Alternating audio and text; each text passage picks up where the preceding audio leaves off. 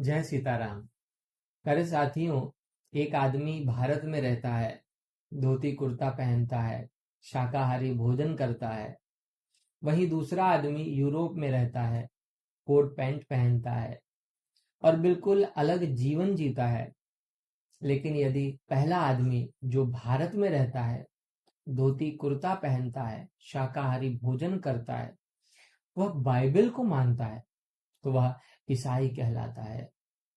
और वहीं दूसरा आदमी जो वेदों को मानता है किंतु यूरोप में रहता है, कोट पैंट पहनता है और बिल्कुल अलग जीवन शैली जीता है, तो वह हिंदू कहलाता है।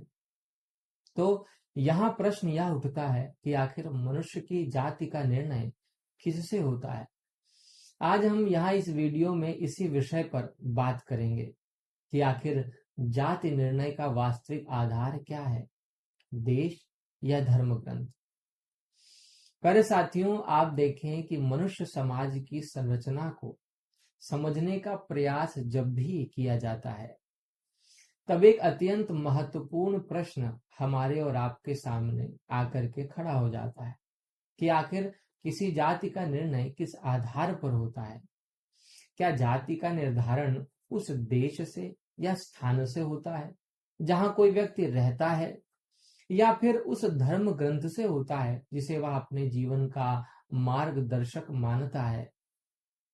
यह प्रश्न प्यारे साथियों केवल सामाजिक पहचान का नहीं है, बल्कि सभ्यता और संस्कृति की गहरी समझ से जुड़ा हुआ प्रश्न है।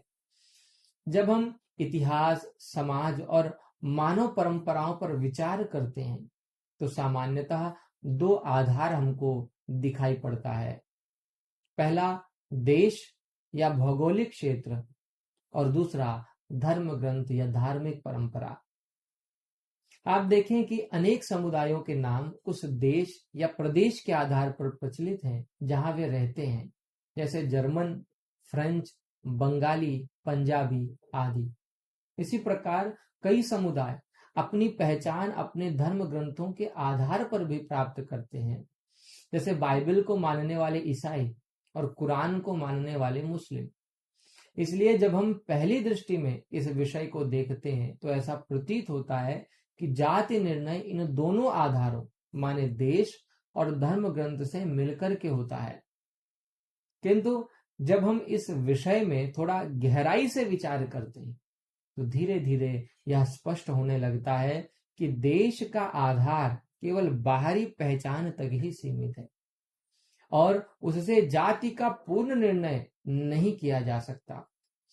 आप देखें कि किसी प्रदेश में रहने वाले लोग भाषा और क्षेत्र के कारण एक नाम से अवश्य पुकारे जा सकते हैं, परंतु उनकी वास्तविक जातीय पहचान उस धर्म ग्रंथ या धार्मिक परंपरा से ही निर्धारित होती है जिसे वे मानते हैं।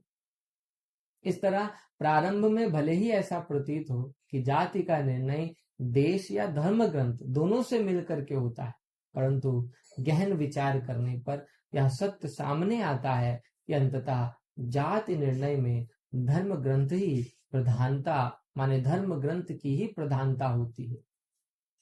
उदाहरण के लिए बंगाल को देखें। बंगाल में रहने वाले सभी लोग बंगाली कहलाते हैं, किंतु वहां रहने वाले लोगों में हिंदू भी हैं और मुसलमान भी। दोनों ही बंगाल की भूमि पर रहते हैं, दोनों की भाषा बंगाली है, दोनों के जीवन में अनेक सांस्कृतिक समानताएं भी देखने को मिलती हैं, फिर भी उन्हें एक ही जाति का नहीं माना जाता। इसका कारण क्या है? तो उनकी धार्मिक मान्यताएं और उनके धर्म ग्रंथ अलग अलग हैं। इसलिए मुस्लिम समुदाय कुरान को अपना मार्गदर्शक मानता है, जबकि हिंदू समुदाय वेद को, उपनिषद को और अन्य शास्त्रों को अपने जीवन का आधार मानता है। इस प्रकार भौगोलिक समानता होने के बावजूद प्यारे साथियों, उनकी जातीय पहचान अलग मानी जाती है। इससे यह स्पष्ट संकेत मिलता है कि देश या क्षेत्र केवल बाहरी पहचान दे सकता है, लेकिन जाति का अंतिम निर्णय उससे नहीं होता। आधुनिक समय में यह बात और अधिक स्पष्ट दिखाई देती है। आज मनुष्य विश्व के विभिन्न देशों में जाकर बसता है और वहां की परिस्थितियों के अनुसार उसकी जीवन शैली में भी हम अनेकों परिवर्तन देख सकते हैं। कोई भारतीय व्यक्ति पश्चिमी देशों में जाकर कोट पैंट पहनने लगता है, मांसाहार करने लगता है और वहां की जीवन शैली अपना लेता है। इसी प्रकार कोई विदेशी व्यक्ति भारत में रहकर भारतीय वेशभूषा को धारण करता है, खान पान को अपनाता है और अलग भारतीय जीवन जीता है।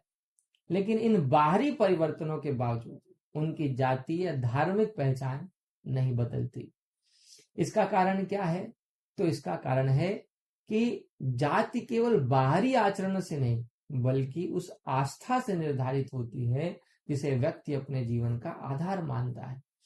इसीलिए कहा जाता है कि धर्म ग्रंथ और धार्मिक परंपरा जाति निर्णय में सबसे अधिक महत्वपूर्ण तत्व है। यह भी सत्य है प्यारे साथियों कि किसी जाति का उद्भव सामान्यतः किसी विशेष देश या क्षेत्र में होता है। समय के साथ वह जाति उस भूमि को अपनी जन्मभूमि मानने लगती है और उससे उसका एक भावनात्मक संबंध भी स्थापित हो जाता है। उदाहरण के लिए हिंदू संस्कृति का विकास भारत भूमि में हुआ और इसलिए भारत को हिंदू सभ्यता की जन्मभूमि कहा जाता है। इसी प्रकार इस्लाम का उद्भव अरब प्रदेश में हुआ और ईसाई धर्म का प्रारंभ मध्य पूर्व के क्षेत्रों में हुआ। लेकिन यह संबंध केवल ऐतिहासिक और सांस्कृतिक होता है। जातियों के बीच वास्तविक भिन्नता का कारण देश नहीं बल्कि उनके धर्मशास्त्रों और धार्मिक सिद्धांतों का अंतर होता है। जब किसी एक जाति के लोग प्यारे साथियों विभिन्न देशों में बस जाते हैं तो वहां के जलवायु, प्रकृति और सामाजिक परिस्थितियों के कारण उनके जीवन में कुछ परिवर्तन अवश्य आ जाते हैं।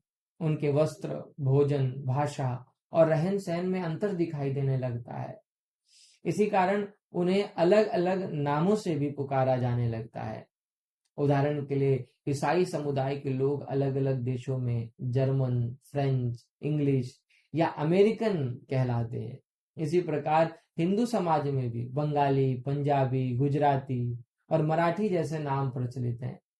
लेकिन यह जो भिन्नता है, यह भिन्नता केवल क्षेत्रीय और सांस्कृतिक होती है। जब तक वे एक ही धर्मशास्त्र को मानते हैं तब तक वे मूल रूप से एक ही जाति के अंतर्गत माने जाते हैं या अधिक से अधिक उनकी उपजातियां समझी जाती हैं। इतिहास में प्यारे साथियों एक विचार यह भी मिलता है कि प्रारंभ में मानव समाज में एक ही आर्य जाति थी और वही समय के साथ विभिन्न देशों में फैलकर अनेक जातियों में विभाजित हो गई। किंतु यदि इस विचार पर गंभीरता से विचार किया जाए तो एक महत्वपूर्ण प्रश्न यह भी उठता है कि यदि वे सभी लोग अलग अलग देशों में बसने के बाद भी वेद और अन्य वैदिक शास्त्रों को समान रूप से मानते रहते तो क्या वे अलग अलग जातियां कहलाते? संभवतः नहीं। वे भौगोलिक दूरी के बावजूद एक ही सांस्कृतिक और धार्मिक परंपरा से जुड़े रहते और एक ही आर्य या हिंदू जाति के रूप में पहचाने जाते। इससे यह स्पष्ट होता है कि जातियों के विभाजन का वास्तविक कारण स्थान परिवर्तन नहीं बल्कि धर्म ग्रंथ और धार्मिक सिद्धांतों का परिवर्तन है।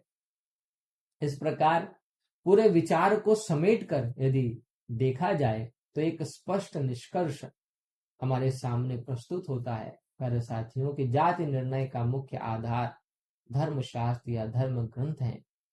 देश, भाषा, वेशभूषा या खान पान मनुष्य की बाहरी पहचान अवश्य बनाते हैं लेकिन वे उसकी जाति का अंतिम निर्णय नहीं करते।